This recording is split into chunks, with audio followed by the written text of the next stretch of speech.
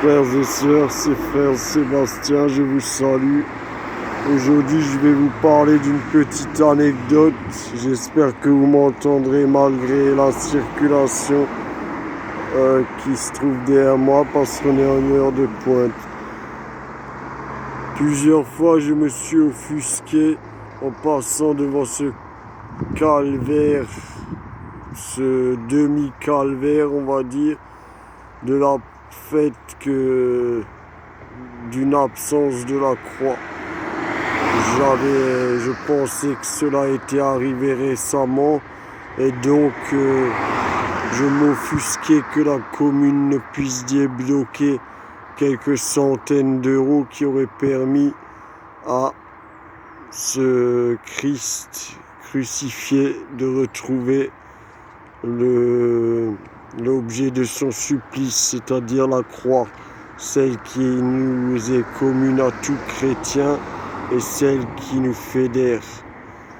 Or, en discutant avec quelqu'un du village de Bulle, eh bien, j'ai appris que cette croix avait été détruite par un projectile d'obus parce que les combats lors de la débâcle allemande, il y a eu de grands combats et donc le support du Christ, c'est-à-dire la croix, a été pulvérisé par un projectile alors que son corps, lui, est resté intact.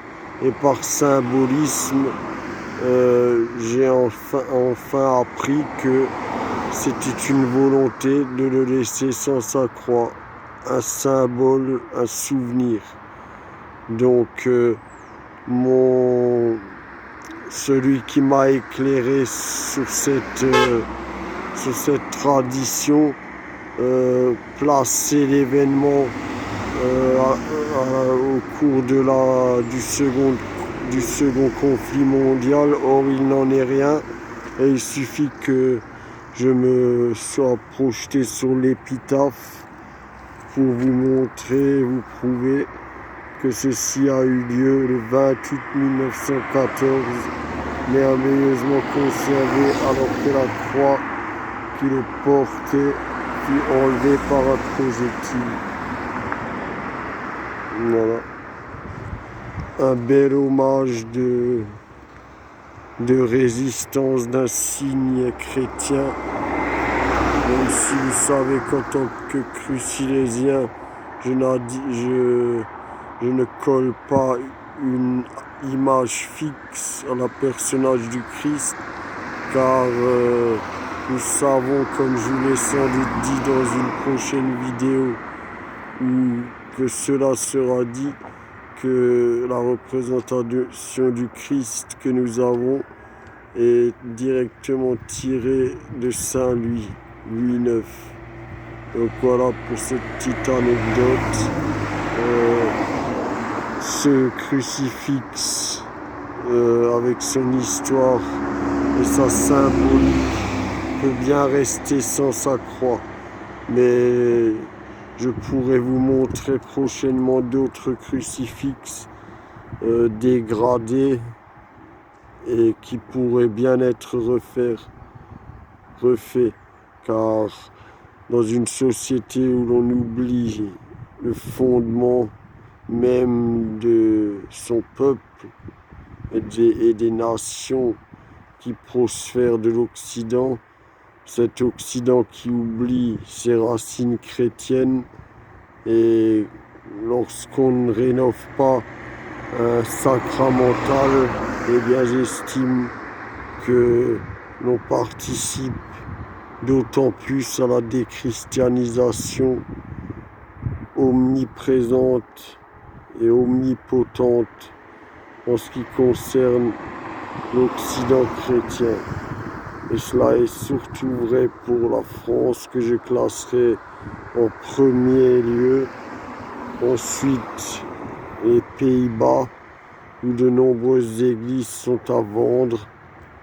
Et il n'est pas exclu que si un jour nous atteignions une prospérité assez grande, que nous n'achetions pas des églises dans le Niderlande afin d'y installer des communautés œcuméniques crucilésiennes.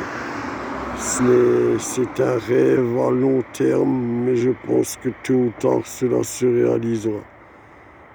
Vous n'avez qu'à me suivre et nous changerons le monde. Nous ne le détruirons pas, nous le réformerons pour qu'il soit de nouveau plus près des valeurs qui furent les siennes, des valeurs fondatrices. Sur ce, c'était une petite graine d'histoire, une graine de symbolique et un acte religieux qui n'est pas si loin de nous, un acte de foi. Ajoutez à cela une symbolique et vous avez là une preuve que Dieu est en toutes choses et Jésus-Christ, notre Seigneur, a triomphé de la mort. Et c'est cela que je vois dans ce symbole, moi qui n'en doute pas. Sur ce, frères et sœurs, il n'y aura point de bénédiction puisque c'est une vidéo de présentation, une graine d'histoire.